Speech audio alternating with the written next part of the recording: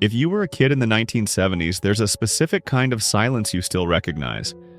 Not the quiet of a turned-off phone. Not the peace of a meditation app. The actual physical silence of being completely alone in your house at age 9, with nobody knowing where you are or what you're doing. And that silence built something inside you that modern parenting is desperately trying to recreate with expensive programs and expert advice. Let me show you what I mean. Picture this. It's a Wednesday morning in 1976. Your mom hands you a bowl of cereal and casually mentions, "I've got errands, you'll be fine." Then she leaves, and you're just there in an empty house at 9 years old. No emergency contacts taped to the fridge, no neighbor on speed dial, no cell phone.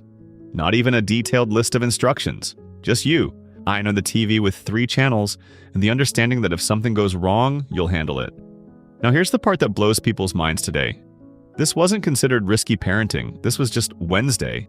What happened to your brain during those hours alone is something psychologists are only now starting to understand.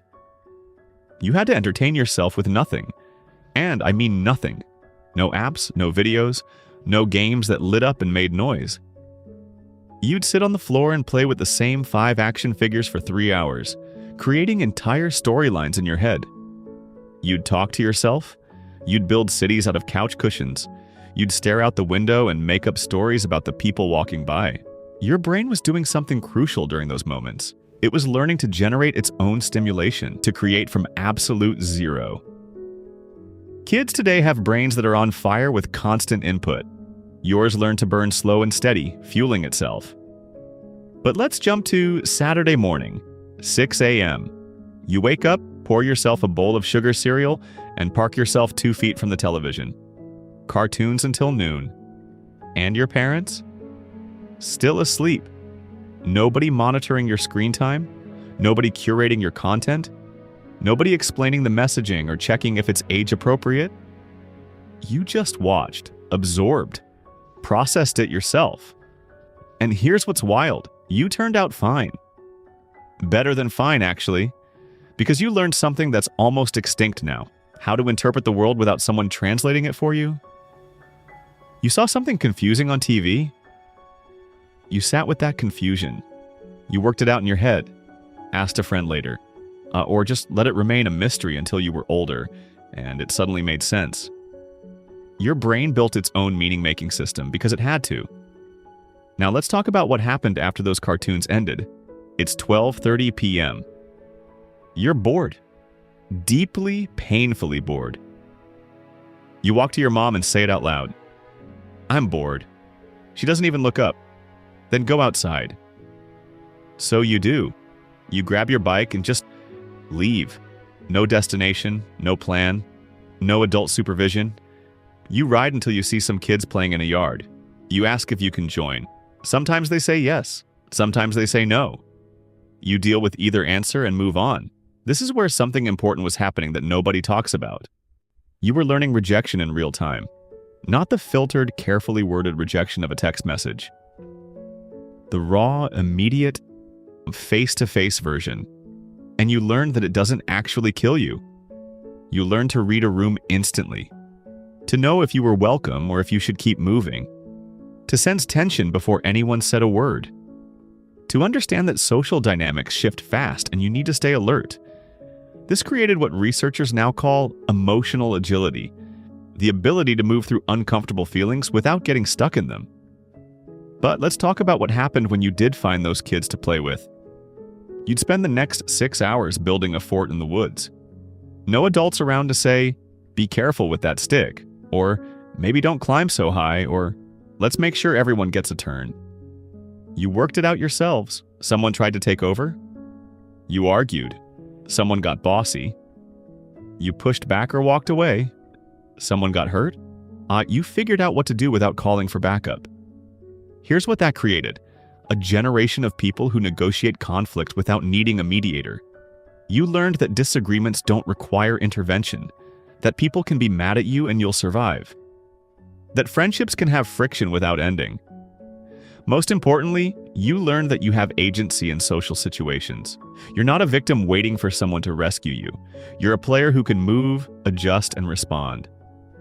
Now think about this. It's getting dark. That weird orange glow of streetlights starting to flicker on, and you know what that means. Time to go home. Nobody called you, nobody texted, you just knew. You had an internal clock that said, if I'm not home soon, there will be consequences. So you bike home, walk in the door, and your mom asks one question. Did you have fun? That's it. No, where were you? No, who were you with?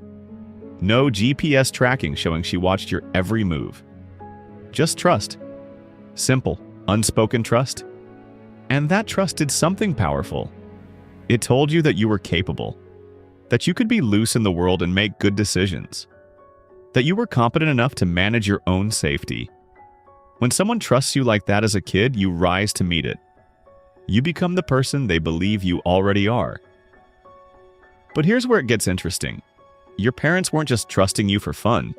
They were busy. Actually busy. Most of them were raised by people who survived the Great Depression or fought in World War II. People who knew what real hardship looked like. Who didn't have time for long conversations about feelings or detailed explanations of every decision. Your parents absorbed that. They loved you, but they didn't make you the center of the universe. They had jobs, responsibilities, problems of their own, and they didn't hide that from you. You saw your dad come home exhausted and still help fix something around the house. You saw your mom juggle work and cooking and cleaning without complaining about how hard it was. You watched adults carry weight without making it a performance, and it taught you something crucial. Life is hard sometimes, and you just keep going. You didn't grow up thinking the world owed you comfort. You grew up knowing that discomfort is part of the deal. Let's talk about summer for a second. 3 whole months with nothing scheduled. No camps, no programs. No enrichment activities, just time. Empty. Unstructured, endless time. The first week felt amazing.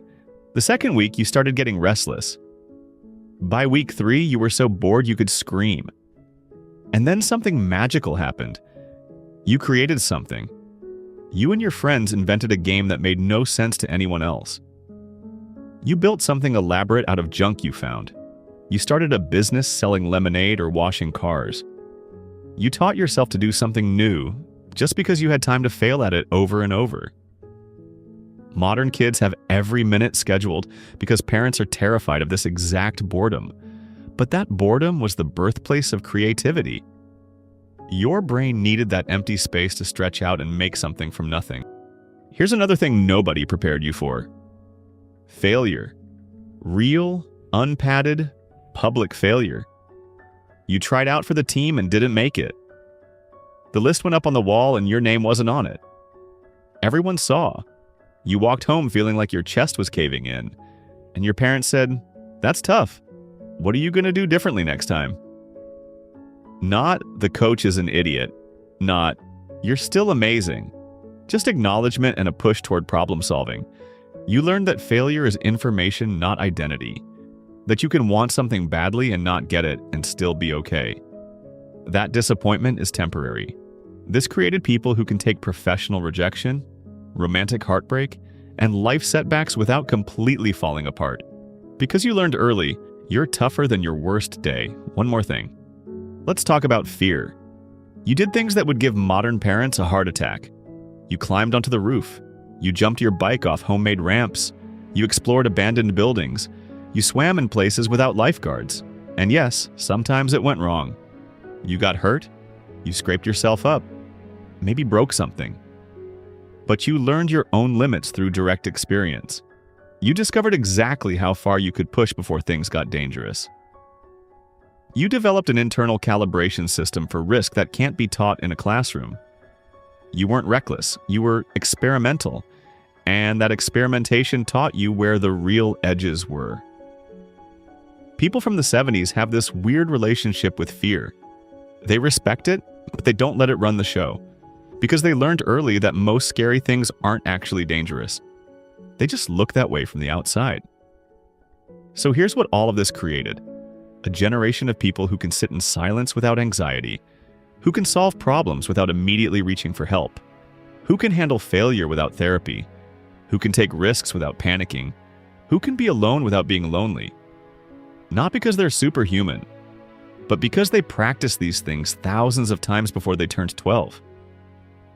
The world has changed. Parenting has changed. Childhood looks completely different now. But somewhere inside you, if you grew up in the 70s, there's still that kid who could disappear for 8 hours and come home right before dark. Who could handle boredom, loneliness, fear, and failure without anyone holding their hand through it? And that kid built something strong, so here's my question. If you grew up in the 70s, what's the one thing from your childhood you wish kids today could experience? And if you didn't, what do you think we lost when we started protecting kids from everything? Drop it in the comments. I want to hear your stories. If this hit different, subscribe. There's more where this came from. Thanks for watching.